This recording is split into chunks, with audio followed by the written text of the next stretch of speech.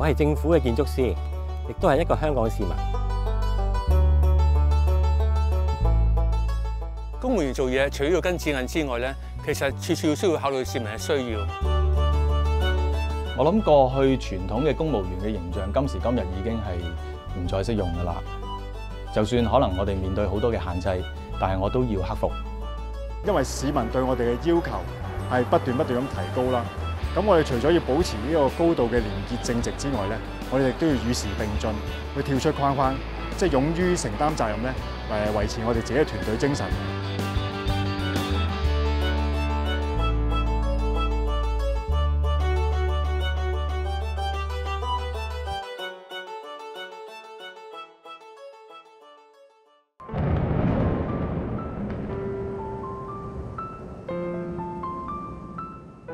今時今日公務員最大挑戰咧，就係話，即係嚟自好多唔同嘅市民，佢哋有即係各種唔同嘅睇法嘅。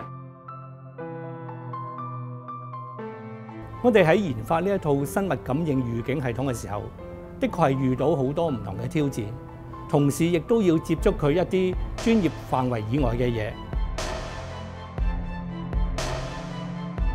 預報員咧需要個心要靜，要默默咁樣觀察。同埋要不停咁分析數據，做決定嘅時候咧係需要當機立斷，而呢方面咧係好難同人分享嘅。咁如果個預報員咧當時係冇辦法係預測到呢種天氣，呢一個時刻咧係預報員感到最困擾同埋係無助嘅。咁我哋咧就會有其他好多唔同嘅限制啦，即係包括資源啊、人手嘅限制。咁但係咧就唔代表我哋唔去改善我哋嘅服務。地質係一個好大嘅挑戰，我哋最終決定捨易取難。咁正正因為我哋咁多挑戰咧，我哋就嘗試去將啲挑戰化為一個機遇，例如去雨水重用啊，或者去接觸市民，去點樣去改建我哋呢個淨水池作為一個寵物公園。咁呢啲都係我將我哋嘅困難咧化為我哋嘅機遇。我啱加入警民關係組時候啦，咁啊負責帶領啲長者義工咧，咁可能我啱嚟到任啦。咁就佢哋咧就覺得我係新人，咁陸陸續續咧就開始有啲退隊潮。只要用心去做，成功嘅自然揾上門嘅。咁咧我就開始去了解每一個騎兵嘅特質啦、佢嘅特性啦、專長啦，就揾住個任務咧，令到佢哋咧即係個專長得以發揮，咁啊感覺到有興趣。咁啊後尾咧嗰啲離隊嘅嗰啲隊員咧，就陸陸續紛紛加入翻我哋呢個滅罪騎兵。我諗最大嘅挑戰就係我哋點樣可以攞到市民嘅信心。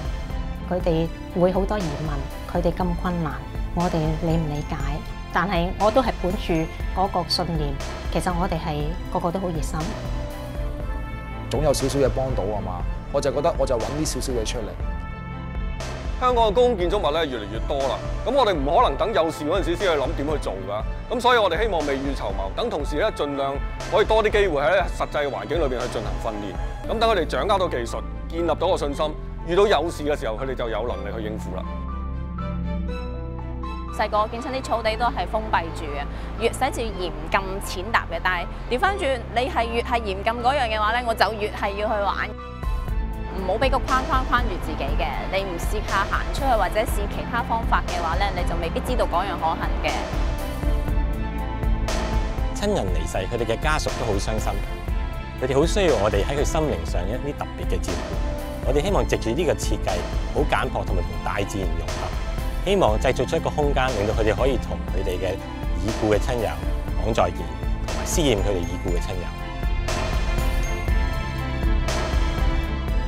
當然，我哋唔可以做到所有嘅嘢，但我深信每一個崗位都有好多去完善服務嘅空間。我時常謹記咧，唔好俾一啲我哋做唔到嘅事，去妨礙我哋做好我哋自己可以做好嘅事。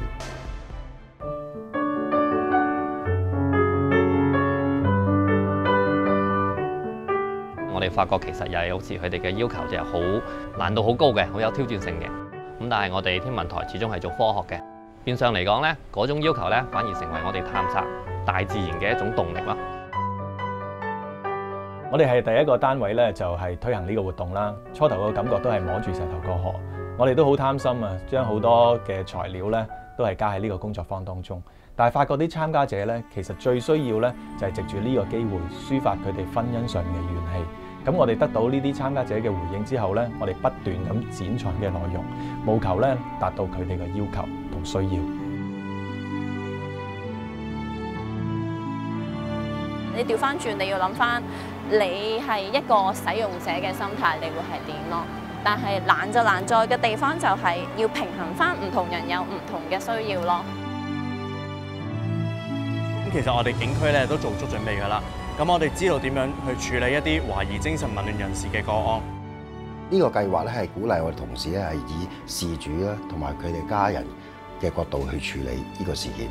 我哋目的咧係希望減少一啲不必要嘅衝突，等佢哋知道警察係幫佢哋，佢哋唔係孤立無援嘅。我諗，因為我哋主要嘅服務咧都係一個以人為本嘅服務啦。咁社會嘅要求啊個情況同埋市民嘅需要都不停咁轉變嘅。咁所以咧，我哋一定要推陳出新嘅。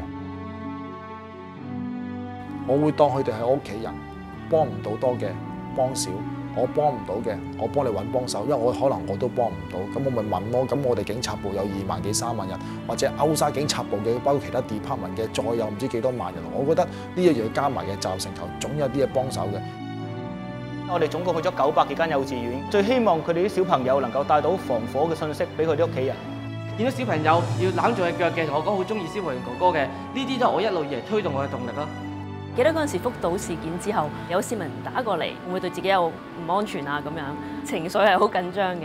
咁但係後尾即係當我同佢講解完一輪，佢舒泰咗好多，亦都好多謝我同佢講咗咁耐啊咁樣。咁我就覺得呢一個其實係一個好直接同市民有一個接觸。作為一個無障礙主任啦，咁除咗我份工嘅需要之外咧，自己做嘅嘢可以幫到傷健嘅朋友，得到嘅成功感咧，係好滿足嘅。以前咧，我覺得咧，打開個水喉有水流出嚟咧，係理所當然，冇乜特別啦。但係咧，當我去過一啲落後嘅國家咧，我發覺咧，我刷牙洗面咧都要用蒸餾水咧。雖然我係一個小小嘅員工，但係我覺得好驕傲。我覺得我更加要做好水質把關嘅工作。